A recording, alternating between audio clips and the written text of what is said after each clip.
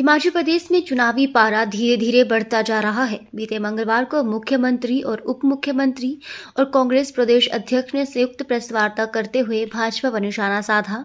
वहीं अब भाजपा की ओर से नेता प्रतिपक्ष जयराम ठाकुर ने प्रदेश कांग्रेस पर पलटवार किया है। हिमाचल प्रदेश के पूर्व मुख्यमंत्री और नेता प्रतिपक्ष जयराम ठाकुर ने मुख्यमंत्री समेत कांग्रेस पर पलटवार किया। नेता प्रतिपक्ष ने निशाना साधते हुए कहा कि बीते घटनाक्रम के बाद हिमाचल प्रदेश में कांग्रेस बौखलाहट में है।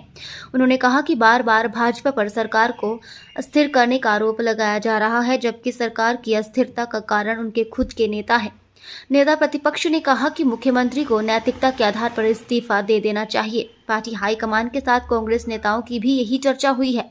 नेता प्रतिपक्ष ने कहा कि मुख्यमंत्री के दाएं और बाएं बैठे हुए नेताओं को भी यही आश्वासन पार्टी हाईकमान की ओर से दिया गया है। वहीं इस दौरान नेता प्रतिपक्ष ने सिलसिलेवार तरीके से मुख्यमंत्री उप मुख्यमंत्री पर भी निशाना साधा। नेता प्रतिपक्ष ने मुख्यमंत्री पर निशाना साधते हुए कहा कि वर्तमान स्थिति में मुख्यमंत्री विचलित हो गए हैं।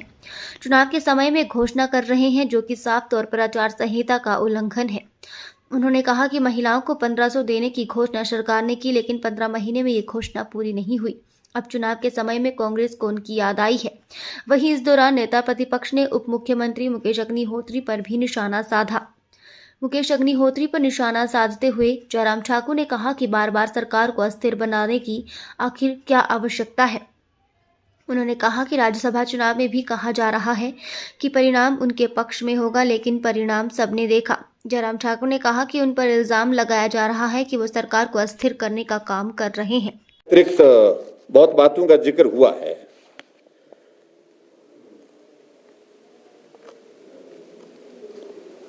नेता प्रतिपक्ष दिन में सपने देख रहे हैं, ऐसा उनकी भाषा का मैं देख रहा था। मैं उसमें ज्यादा कहना नहीं चाह रहा हूं। सपने में आज तक नहीं देखे, हमने नींद में भी नहीं देखे। दिन में तो बात छोड़िए। हम काम पर विश्वास करते हैं और काम में विश्वास करने के बाद जो है हम कर्म करते हैं, फल की इच्छा छोड़ देते हैं। और मुझे मालूम नहीं है मुझसे क्या उम्मीद रखते हैं वो। मैं विपक्ष का नेता हूं और विपक्ष के नेता होने के नाते मेरा ये दायित्व तो है कि सरकार गलत करती है तो मैं उस पर आवाज उठाऊं। ये एक लोकतांत्रिक व्यवस्था के अनुरूप जो है एक दायित्व का निर्वहन में कर रहा हूं। अगर सरकार ठीक नहीं चल रही है, सरकार आपकी लड़खड़ा रही है, तो उस पर हम तमाशा तो नहीं देख सकते हैं। हम जो कह रहे हैं, हम झूठ बोल रहे होते तो भी समझ में आता है। हमने एक एक बात को तथ्य के साथ आपके सामने रखा है और इसलिए खासतौर से जो जिस प्रकार से वो ये बातें कह रहे हैं, ये बहुत बड़ी एक उनकी बौखलाहट है। उपचुनाव की अधिकांश सीटों पर कांग्रेस अभी तक संकट में, किसको टिकट दिया जाए किसको टिकट ना दिया जाए इसका निर्णय नहीं कर पा रहे हैं। लोकसभा की 4 सीटों पर 2 सीटों का फैसला हुआ है। 2 सीटों के बारे में केंद्र ने जो उनका पैनल दिया था वो वापस कर दिया। अब वो उनकी पार्टी का विषय है, मैं उसके ज्यादा कुछ कहना नहीं चाह रहा हूं। लेकिन मैं इतना जरूर कहना चाहता हूं कि हिमाचल प्रदेश में भारतीय जनता पार्टी 4 लोकसभा की सीटें भी जीतेगी और 4 लोकसभा सीट जीतने के साथ साथ में उपचुनाव के चाहे 6 चुनाव हो चाहे ये चुनाव 9, हम सब के सब जीतेंगे हिमाचल प्रदेश में। इस बात को मैं कह रहा हूं क्योंकि कांग्रेस का 15 महीने का कार्यकाल इतना निराशाजनक रहा है, इतना निराशाजनक रहा है कि जग हंसाई हो गई उनकी। बहुत बड़ी बड़ी बातें, एक भी योजना हिमाचल प्रदेश की जनहित में आज की तारीख में हम देख रहे हैं कि लोगों के बीच में जाकर के अगर पूछें तो एक भी योजना का जिक्र नहीं कर सकते। और उल्टे हमारे हिमाचल प्रदेश में हिमकेयर की योजना चली हुई बिल्कुल बंद कर दी है। आईजीएमसी में इलाज होना बंद हो गया, टांडा मेडिकल कॉलेज में इलाज होना बंद हो गया। सभी मेडिकल कॉलेज में, हॉस्पिटल में जो पैसा अभी तक जो है लगभग 300 करोड़ रुपए आयुष्मान भारत और हिमकेयर का जो देने को है वो पैसा नहीं दिया है। इससे बड़ा अमानवीय व्यवहार सरकार का हो नहीं सकता। जिन गरीब लोगों के लिए हमने मुफ्त में इलाज करने के लिए योजना बनाई, उस योजना के माध्यम से हजारों लाखों लोगों की जिंदगी बचाने में हम सफल हुए हैं, उनका इलाज करके उनको स्वस्थ जीवन देने में सफल हुए हैं। उनकी जिंदगी को संकट में डाल, उनके जीवन को संकट में डालने की कोशिश कर रही है वर्तमान सरकार, जो गरीब लोग अपना इलाज करने में असमर्थ हैं। इतना भी दया का भाव कांग्रेस की सरकार को है नहीं। किसी के बारे में ज्यादा कहना नहीं चाहता हूं। कुछ बातों का जिक्र उन्होंने, हमारे मित्रों ने पिछले कल किया है।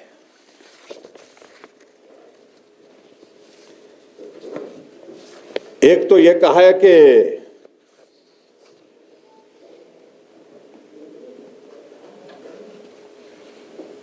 जो महिला सम्मान निधि है वो हम गारंटी के रूप में उसको पूरा कर चुके हैं। मित्रों, ये बड़ी हैरानी की बात है। कहां मिली, किसको मिली, कब मिली? 1500 रुपए देने की जो बात उन्होंने विधानसभा के चुनाव से पहले कही थी, फॉर्म भरे गए थे, 15 महीने बीत गए, लेकिन उसके बावजूद किसी को मिले नहीं। और अब फिर से फॉर्म भर करके लोकसभा के चुनाव में फिर भी हमारी मातृशक्ति को, हमारी माताओं बहनों को फिर से उनको ठगने की, उनको गुमराह करने की कोशिश की जा रही है। और ऊपर से इस बात का आरोप हमारे सिर पर लगाने की कोशिश हो रही है कि भारतीय जनता पार्टी के जयराम ठाकुर वो जाकर के चुनाव आयोग में शिकायत करने के लिए गए। स्वाभाविक रूप से हमारा यह कहना है, अगर महिला सम्मान निधि अगर आपको देनी थी तो हिमाचल प्रदेश में हाल ही में बजट सत्र था, बजट में उसका प्रावधान होता तो समझ में आता। बजट प्रावधान में एक पैसे का जिक्र नहीं है, इस योजना का ही जिक्र नहीं है। और बजट रखा नहीं गया है। बजट पारित होने के 5 दिन के बाद प्रेस कॉन्फ्रेंस करके मुख्यमंत्री कहते हैं क्योंकि लोकसभा का चुनाव आ गया, लोकसभा के चुनाव में हम कैसे जाएंगे लोगों के बीच में, इस बात का डर मन में था। इस कारण से उन्होंने तय किया कि ये करना पड़ेगा। दबाव आया और उसके बाद उन्होंने प्रेस कॉन्फ्रेंस के 4-5 मिनट की प्रेस कॉन्फ्रेंस में एक घोषणा करके धन्यवाद किया आप सबका।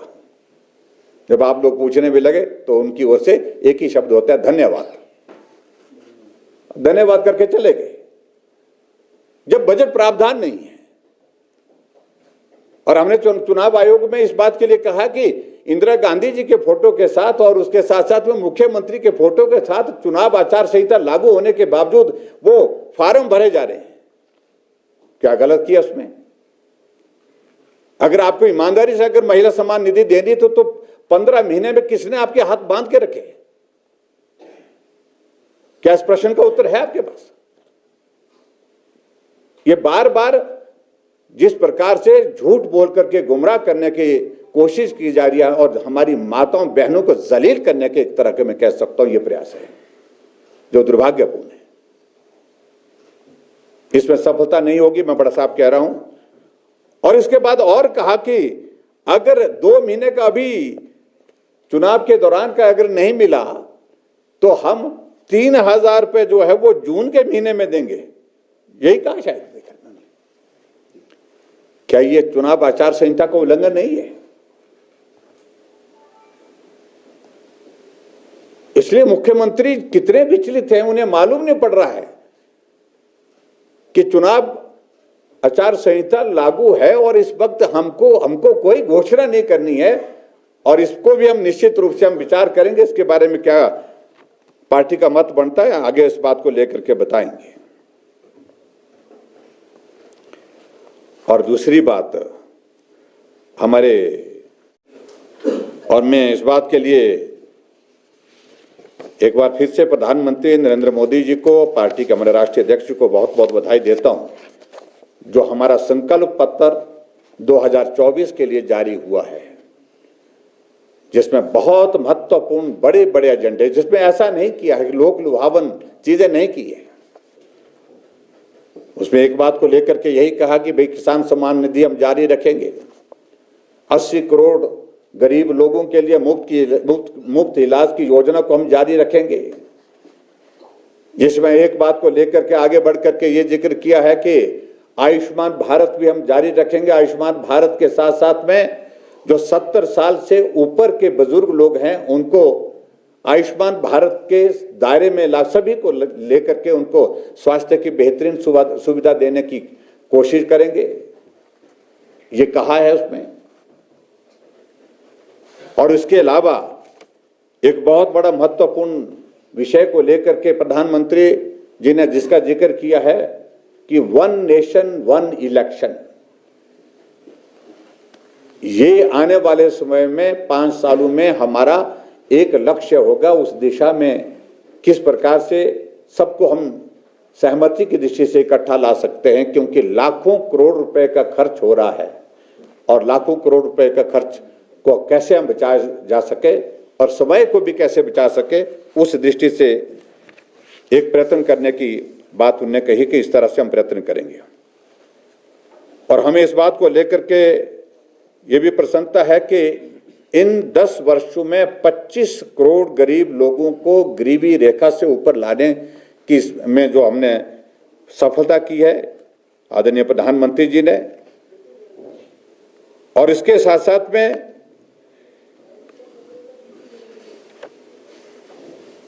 भ्रष्टाचार के खिलाफ प्रधानमंत्री जी ने बड़ा साफ और स्पष्ट शब्दों में कहा है कि हमारा प्रयत्न उस दिशा में इस प्रकार से रहेगा कि 10 सालों में पूरे देश में एक बात को देखा होगा कि 10 वर्षों का कार्यकाल बीत जाने के बावजूद भी एक भी भ्रष्टाचार का आरोप नरेंद्र मोदी जी की सरकार के ऊपर नहीं है। अन्यथा आरोप तो सरकारें जो पहले रही हैं, 1,76,000 करोड़ रुपए का घोटाला, 30,000 करोड़ रुपए का घोटाला, हर तरह का घोटाला, यहां भी घोटाला वहां भी घोटाला, यानी कि भ्रष्टाचार को रोकने के लिए बहुत कारगर कदम उसमें उठाए हैं। इस बात के लिए प्रधानमंत्री जी ने एक कमिटमेंट के साथ जो बात कही है उस बात को पूरा आने वाले समय में भी लागू करेंगे, ये भी बात कही है। इसके बाद मित्रों, मैं बहुत सारी चीज़ों का जिक्र करूं, मैं उस सारी चीज़ में आवश्यकता महसूस नहीं करता हूं। 1 दशक नरेंद्र भाई मोदी जी के नेतृत्व में पूर्ण हुआ है। बहुत बड़ी उपलब्धियां, राम जन्मभूमि पर भव्य मंदिर के निर्माण के बाद प्राण प्रतिष्ठा का कार्यक्रम संपन्न। आज लाखों लोग भगवान रामचंद्र जी के वहां जन्म स्थान पर उस भव्य मूर्ति का दर्शन करने के लिए जा रहे हैं। देश के नहीं विदेश के भी लोग जा रहे हैं। यह हमारे लिए बहुत बड़ा प्रसन्नता का विषय है। धारा 3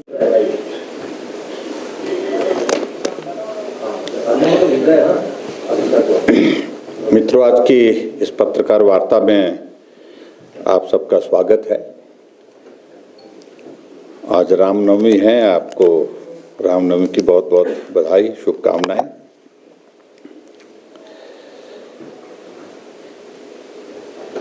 पिछले कल कांग्रेस पार्टी की एक पत्रकार वार्ता यहाँ शिमला में आयोजित हुई और उसमें हमने कांग्रेस पार्टी के त्रिदेव पत्रकार वार्ता को संबोधित करते हुए सुने।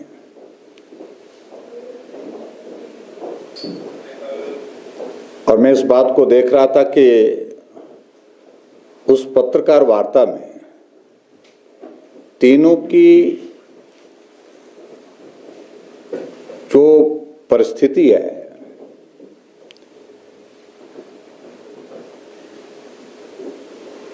सारी बातों को लेकर के एक तरह की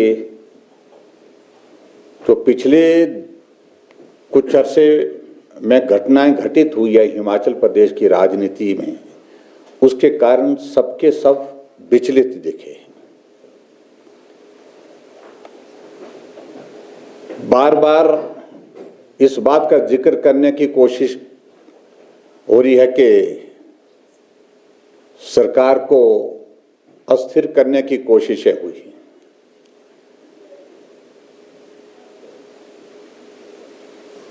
बार बार इस बात का जिक्र करने की बात हो रही थी कि हमारी सरकार चट्टान की तरह मजबूत है। ये सब बातें कहने की आवश्यकता अगर उनको पड़ी है तो उसके पीछे बहुत बड़ा उनके मन में एक डर का भाव है, और वो जो डर है वो ये है कि हिमाचल प्रदेश में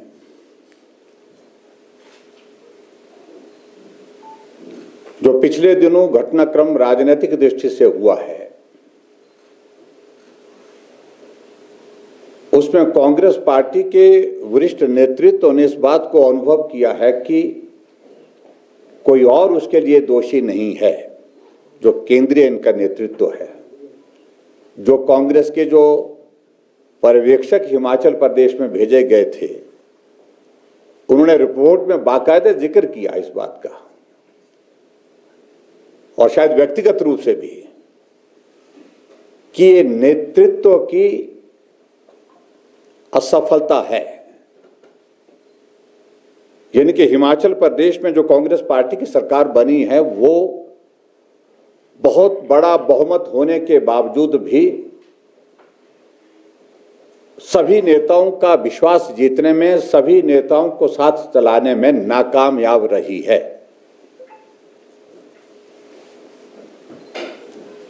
और इसके एक उदाहरण नहीं, अनेकों उदाहरण आप सबके सामने कई बार देखने को मिले हैं। कांग्रेस के वो नेता की जयराम ठाकुर को लोकप्रिय सरकार जो चुनी गई है उसको अस्थिर करने के लिए माफी मांगनी चाहिए। हमने कहा कि भाई हमने अस्थिर करने के लिए क्या किया? हमने तो कुछ नहीं किया। जो कुछ भी किया आपके ही साथ में चलने वाले लोग थे। लेकिन हालात क्यों बने इस प्रकार के? हालात इसलिए बने कि जब लोकतांत्रिक व्यवस्था में चुने हुए प्रतिनिधियों को जो सम्मान मिलना चाहिए, जो पहचान मिलनी चाहिए, जो स्थान मिलना चाहिए, वो आपने नहीं दिया।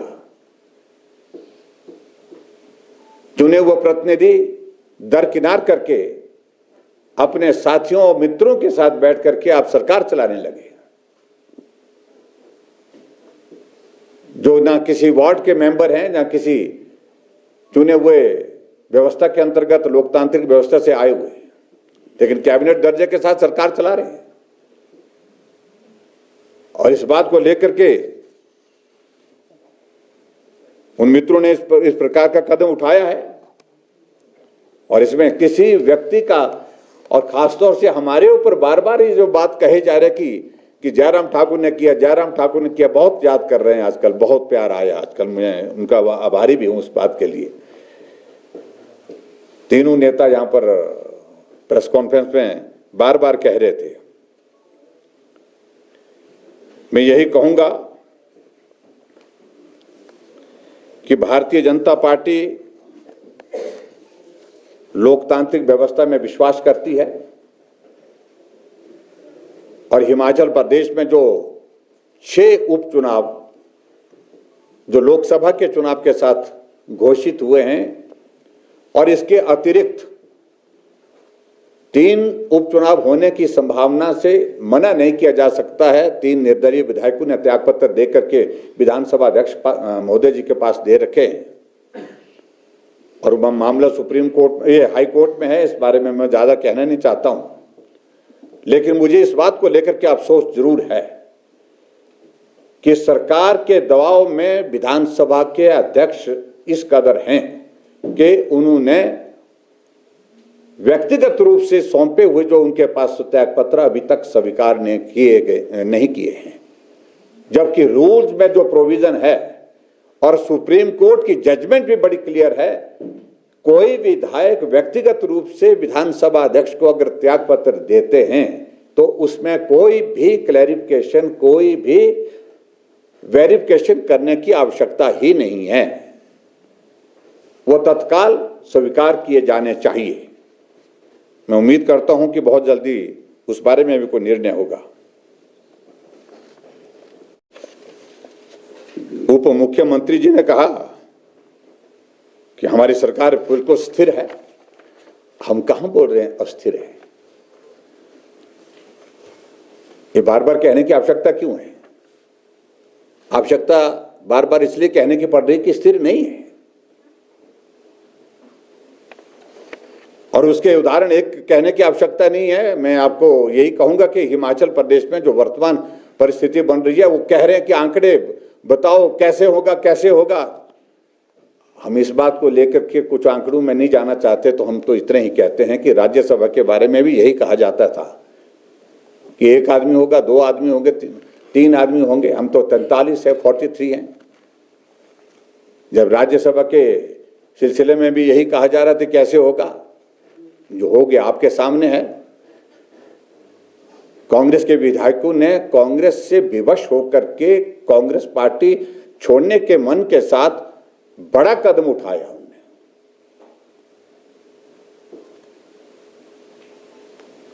और ये सरकार की कमजोरी है, सरकार की नाकामयाबी है। इस बात को लेकर के मैं बड़ा साफ कहना चाहूंगा। और इसके बाद आगे बढ़कर के एक और चीज करने की कोशिश की है। विधानसभा के चुनाव के दिनों में ओपीएस के इशू को लेकर के बहुत ज्यादा उन्होंने बोला, और उस सारी चीज को लेकर के इनके पहली कैबिनेट की बैठक में कहा था उन्होंने, उसमें उस दिशा में बात तो की, लेकिन उसके बावजूद वक्त बहुत ज्यादा लग गया ओपीएस लागू करने की दिशा में। उसका हमने न तब विरोध किया, न आज विरोध कर रहे हैं। अब दहशत पैदा करने की, डर पैदा करने की कोशिश की जा रही है कर्मचारियों के बीच में कि अगर भारतीय जनता पार्टी की सरकार बनेगी तो बंद कर देंगे। राजस्थान में भारतीय जनता पार्टी की सरकार बनी, अभी तक तो बंद नहीं की है। और दूसरी बात, हम मुख्यमंत्री जी को एक बार फिर से कहना चाहते हैं कि हम उस तरह की बदले की भावना के साथ काम करने वाले लोगों में से नहीं हैं। जिस प्रकार से आपने हिमाचल प्रदेश में 1000 संस्थान चले हुए, खुले हुए संस्थान सेवाएं दे रहे थे वो लोगों को, ग्रामीण क्षेत्रों में, दूर दराज के इलाके में उन संस्थानों को बंद किया है।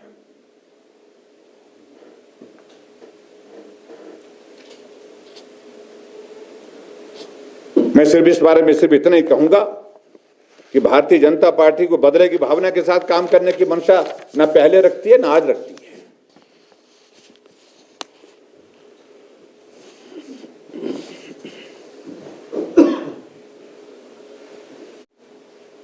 पहली बात तो मैं यही कहूंगा कि हिमाचल प्रदेश में जब राज्यसभा की सीट कांग्रेस बहुत बड़े बहुमत के बाद हार गई, तो प्रश्न यह पैदा होता है कि क्या उनको सत्ता में रहने का नैतिक अधिकार है? नैतिकता ये बोलती है कम से कम व्यक्तिगत रूप से मुख्यमंत्री को उसकी जिम्मेवारी लेनी चाहिए और नैतिकता के आधार पर त्यागपत्र दे देना चाहिए था। लेकिन त्यागपत्र नहीं दिया गया। और मैं इस बात को भी बड़ा साफ कह रहा हूं, स्पष्ट कह रहा हूं, कांग्रेस पार्टी के अंदर जो अलग अलग जो ग्रुप हैं, उनने बड़ा ईमानदारी से प्रयास किया कि मुख्यमंत्री त्यागपत्र दें। जब कांग्रेस पार्टी के केंद्र के नेतृत्व को वो सब लोग अलग अलग मिले हैं, उन्होंने यही कहा है, और ये हमारी जानकारी है कि कांग्रेस के जो केंद्र का जो नेतृत्व आया था, उन्होंने भी ऊपर इस बात को कहा है कि हिमाचल प्रदेश में कांग्रेस के बहुतायत, जिनका नंबर काफी बड़ा, एक साइजेबल नंबर है, वो सब लोग चाहते हैं कि हिमाचल प्रदेश में नेतृत्व परिवर्तन किया जाए। अगर नेतृत्व परिवर्तन की अगर बात कही है तो शायद कांग्रेस के केंद्रीय नेतृत्व को यह लगा कि हालात वर्तमान के इस प्रकार के नहीं है, क्योंकि तुरंत उसके पश्चात लोकसभा का चुनाव है और लोकसभा के चुनाव को ध्यान में रखते हुए अभी करना उचित नहीं होगा। तो इसलिए उन सभी नेताओं को जो त्यागपत्र मांग रहे थे, जो इर्द गिर्द बैठे हैं, चाहे वो दाएं बैठे थे चाहे वो बाएं बैठे थे, कल की पत्रकार वार्ता में उनको यही कहा गया है कि लोकसभा का चुनाव निकलने दीजिए, उसके बाद जो है आपकी बात को सुना जाएगा, माना जाएगा। तो समाप्त होने के साथ और भी जो बहुत बड़े मुद्दे थे, जिन मुद्दों को लेकर के जो कमिटमेंट्स के रूप में कही गई थी, यूनिफॉर्म सिविल कोड लागू करने की दृष्टि से प्रधानमंत्री जी ने कहा कि इसको निश्चित रूप से इस काम को हमने लोकसभा राज्यसभा में पारित करने के बाद अब इसको पूर्ण रूप से लागू करने की दिशा में काम करेंगे। महिलाओं के लिए आरक्षण 33%, ये भी आने वाले समय में बहुत जल्दी आपको देखने को मिलेगा, क्योंकि लोकसभा राज्यसभा में ये बिल पारित हो चुका है। इस प्रकार के बहुत बड़े मुद्दों पर हमारी बात पूरी हो गई। और सबसे बड़ी बात, जो भारत 2014 से पहले दुनिया की इकोनॉमी के इसमें आकलन में 10वें स्थान पर रहता था, आज वो 5वें स्थान पर आ गया और 5 वर्षों के बाद तीसरे स्थान पर लाने की जो कमिटमेंट जो की है, उस कमिटमेंट को पूरा करेंगे। यानी कि मोदी जी की गारंटी पूरा होने की गारंटी, ये मैं कहना चाह रहा हूं। और वर्तमान में जो हिमाचल प्रदेश में जो कांग्रेस पार्टी की गारंटियों का जिक्र करने के लिए मैं समझता हूं कि बार बार आप सबके बीच में आवश्यकता नहीं है। हाँ, लोगों के बीच में उन गारंटी को हम जरूर याद कराते रहेंगे। और जो बोल रहे हैं कि हमने 5 गारंटियां पूरी की, सही मायने में गारंटी एक भी पूरी नहीं हुई, ये मैं कहना चाहता हूं। और जो हिमाचल प्रदेश में बार बार आरोप लगा रहे हैं कि हमारी सरकार को अस्थिर करने की कोशिश की, हम अस्थिर नहीं कर रहे हैं। हम बिना अस्थिर किए सरकार ही हटा देंगे जब चुनाव का परिणाम आएगा। चारों लोकसभा सीट पर भारतीय जनता पार्टी जीतेगी। अगर ये उपचुनाव 9 के 9 हुए, 9 के 9 उपचुनाव जीत करके एक लोकतांत्रिक व्यवस्था के अनुरूप हिमाचल प्रदेश में सत्ता का परिवर्तन निश्चित रूप से होगा। हम सरकार ऐसे वैसे नहीं गिराने की आवश्यकता महसूस करते हैं और ना ही हमने किया है। एक लोकतांत्रिक व्यवस्था के अंतर्गत जब जनादेश आएगा तो निश्चित रूप से सरकार हिमाचल प्रदेश में कांग्रेस की रहेगी नहीं। मित्रों, आज की करोड़ का जो पैकेज की घोषणा की है बाढ़ प्रभावित लोगों के लिए, अभी तक उसमें से कितना पैसा दिया गया और उसमें स्टेट शेयर कितना है? जो भी पैकेज के अंतर्गत जो है, इन्होंने जो पैसे बांटने के लिए जो फोटो लेकर के सबको, जो प्रभावित परिवार हैं उनमें से कुछ लोगों को बुला करके वहां पर राशि दी है, वो राशि है जो हिमाचल प्रदेश को केंद्र सरकार ने 1800 करोड़ रुपए जो है हिमाचल की मदद के लिए दिए, उस बाढ़ से प्रभावित परिवारों के लिए। और मैं यहां जिम्मेवारी के साथ ये आरोप लगा रहा हूं, अभी भी हिमाचल प्रदेश में हजारों की संख्या में ऐसे परिवार हैं जहां अभी घर टूटने के बावजूद, घर नहीं रहने के लायक रहा, उसके बावजूद बगीचा बह करके चला गया, पशुशाला चले गई, पशु चले गए, अभी तक पटवारी तक नहीं पहुंचा है रिपोर्ट देने के लिए। हजारों की तादाद में ऐसे लोग हैं जिनके घर रहने के लायक नहीं रहे, और रहने के लायक नहीं रहे उसके बावजूद भी उनको अभी तक एक पैसा नहीं मिला है।